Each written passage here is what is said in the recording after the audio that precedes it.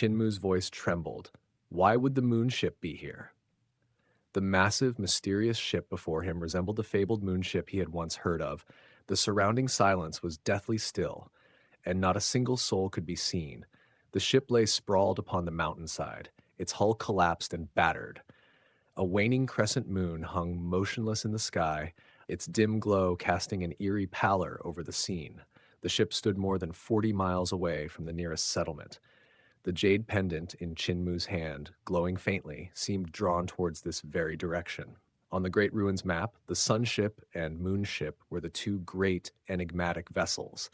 Chinmu and the village chief had encountered the sun ship before, but moon ship remained a mystery to them, never before seen. Like a great silver toad, moon ship lay sprawled between the mountains, its form supported by three enormous legs, in contrast to the fiery, volcano-like sun ship, which spewed molten lava. Moonship was a lifeless, silvery gray behemoth. It crawled slowly, its massive body writhing as if alive, its chest rising and falling like it breathed, though it was clearly in a state of ruin far worse than that of the sun ship. Sun ship had ascended from the Great Ruins to return to the sun. Well, but how had the moon ship appeared in the realm of the living dead without returning to the moon well? Is Carefree Village referring to Fengdu, or is it the moon ship? Chinmu muttered to himself, pondering. Carefree Village, what is it to be carefree? Perhaps it's a reference to death, a place where those past are free of burden. Could Carefree Village truly be the moonship's domain, forever moving and appearing in the dark? The village chief suppressed his own surprise and spoke, his voice filled with contemplation. It may be that Carefree Village is connected to Moonship. After all, it's said to appear only in darkness. Could the ship, appearing at night, carry Carefree Village with it, moving through the shadows, never fixed in one place? But there's more to it. Muir, if this is the case, you may very well be a moon herder. A moon herder? Chinmu's mind struggled to grasp the idea. If you were born within Carefree Village, you may carry the bloodline of moon herders, the village chief said with a smile.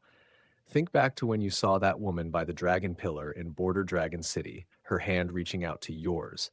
That woman may have been your kin, perhaps even your mother. Chinmu felt a rush of clarity, but doubt lingered. But could moon herders really live in such a ruinous place? And why does the moonship appear in the land of the dead? Before either could ponder further, a mournful song drifted from the moonship, its melody tinged with sadness and longing. The voice, a woman's, echoed across the void. When I left here, willows shed tears. I return now, snow bends the boughs, long, long the way, hard, hard the day. My grief overflows. Who knows? Who knows? The sorrowful tune tugged at Chinmu's heart, though his flesh was long gone and his tears refused to fall. It was as though the melancholy had seeped into the very air, a haunting lullaby that made even the mountains seem to weep. Amidst the fog that clung to the moonship's hull, a woman stood at the bow, her gaze fixed upon Chinmu. Her eyes met his across the distance, and an unspoken yearning passed between them. For a moment, Chinmu felt compelled to close his eyes, but he resisted. After a long silence, he turned to the village chief. We should leave, he said. The village chief, taken aback, whispered, You won't meet her? Chinmu shook his head, confusion clouding his thoughts. She is not my kin. This is not Carefree Village. The village chief's heart skipped a beat. What did you see with your nine heavens god eyes? He asked urgently, his gaze sharpening. Chinmu paused, a chill creeping up his spine. I didn't see a woman. I didn't see a woman, but a devil god. His eyes locked on the figure standing at the ship's bow, and what he saw was no maternal figure, but a monstrous being, its back adorned with disc-shaped bone spikes exuding a dark, suffocating aura. This wasn't a reunion, but a trap, a deceit that had begun the moment the jade pendant had glowed at the Border Dragon City, the moonlit ship, the mournful song. It had all been a lure. The village chief's face hardened with realization. Even I, an old martial wanderer, almost fell for this trap. With a swift motion, the village chief's divine light flared, and he seized Chinmu, pulling him back swiftly. The woman atop Moonship, now a terrible, monstrous form, burst forth from the ship, her body spiraling through the air. Her figure grew ever larger, her face twisting into a malignant visage as she shed her human skin to reveal her true form, a devil god with 8 long legs, 2 heads, and 5 tails. With a speed that defied logic, she pursued them through the air. Padma Dali! The village chief summoned his power, and a vast lotus bloomed in front of him. Devils in the form of Buddhas sat upon the lotus, raising their palms in unison and unleashing their fearsome mudras upon the village chief. Despite their otherworldly power, the village chief remained unflinching. A flash of white sword light leapt from his finger, slashing through the lotus, severing the devil Buddha heads one by one. The ground trembled as their vitality scattered like a dark mist.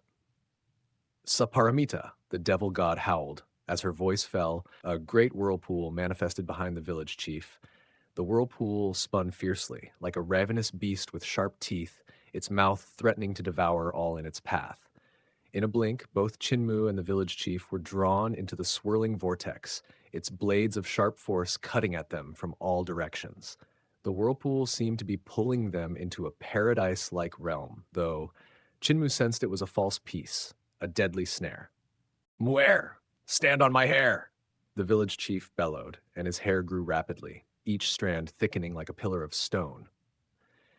Chinmu stood upon one of these strands, feeling it grow stronger beneath his feet, holding him steady against the whirlpool's pull. The other strands of hair lashed out like serpents, shredding the spinning blades into pieces, scattering them into dust.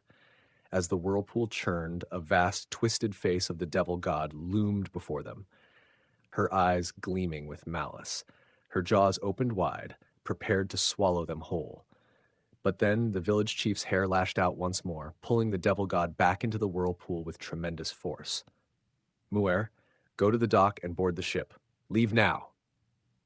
The village chief's voice rang out as his hair flicked Chinmu out of the whirlpool, sending him tumbling towards safety. The whirlpool closed with a deafening rumble, and the village chief, along with the devil god, vanished from sight.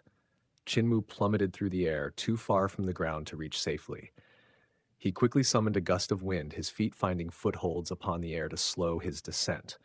When he landed, it was still Carefree Village, its gray mist swirling around him.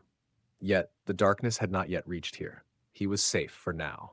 Suddenly, a new whirlpool appeared above him.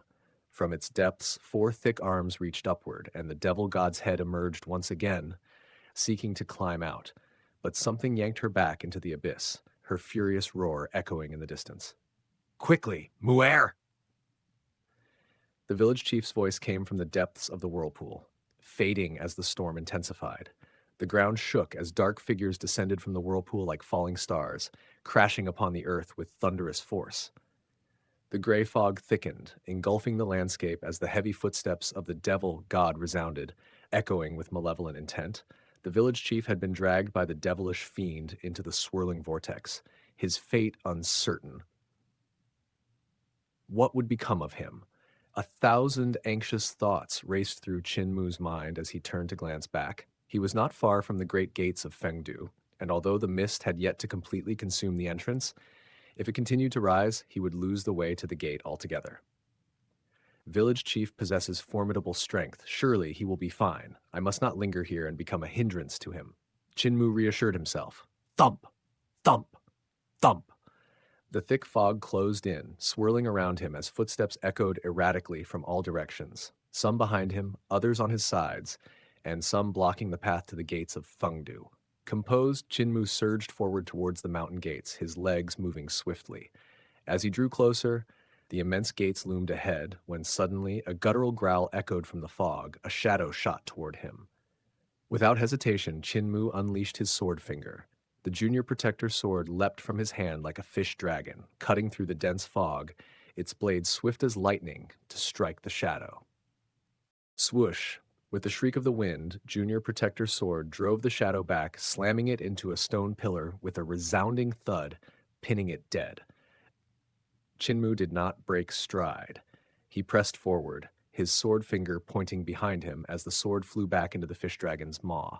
The body of the shadow slid from the pillar, revealing a hideous, mutated creature covered in fish scales with webbed hands and feet. Its vital chi still clung to its body like a serpentine blood-stained snake, pulsating ominously. A sickly stench filled the air as Chinmu staggered slightly, the toxic aura threatening to overwhelm him. Yet, the painting that Death had etched onto his body with dragon's blood flared to life, neutralizing the poison with swift effect. Divine arts practitioner? I killed a divine arts practitioner? Chinmu marveled, his mind racing. He recalled the surge of his vital chi when he wielded the sword, remembering how Mute's great furnace had ignited within him, amplifying his vital energy 100-fold. It was this surge that had enabled him to strike down the divine arts practitioner with a single blow. What was even more remarkable was that the surge of vital chi returned to the furnace after the strike without overburdening his body. It was as if the furnace contained an infinite well of energy, drawing back what it lent, leaving Chinmu unaffected. Chinmu's thoughts sped faster, his mind alight with the possibilities. With such power, I too can perform divine arts? This means I could contend with the heavenly devil horde. His feet struck the ground faster, his body moving with newfound vigor, as the heaven-pilfering leg skill Cripple had taught him surged through him. The boundless vitality fueled his every step. With a mighty cry, Chinmu launched forward, his feet pressing into the air as if it were solid ground, a gale sweeping from beneath him as he leapt into the sky, leaving the fog below. As he bounded further into the air, a massive figure surged from the mist. An enormous, fiery monster formed of molten rock, its punch like the crushing weight of a mountain, aimed at Chinmu. Chinmu's speed increased, racing through the air, and in a flash, the pig-slaughtering knife at his back flew into his hand. Sun on East Sea, 1,000-layer waves. The knife blazed with a brilliant radiance, mimicking the rising sun from the east, crashing through 1,000 layers of waves. Jing.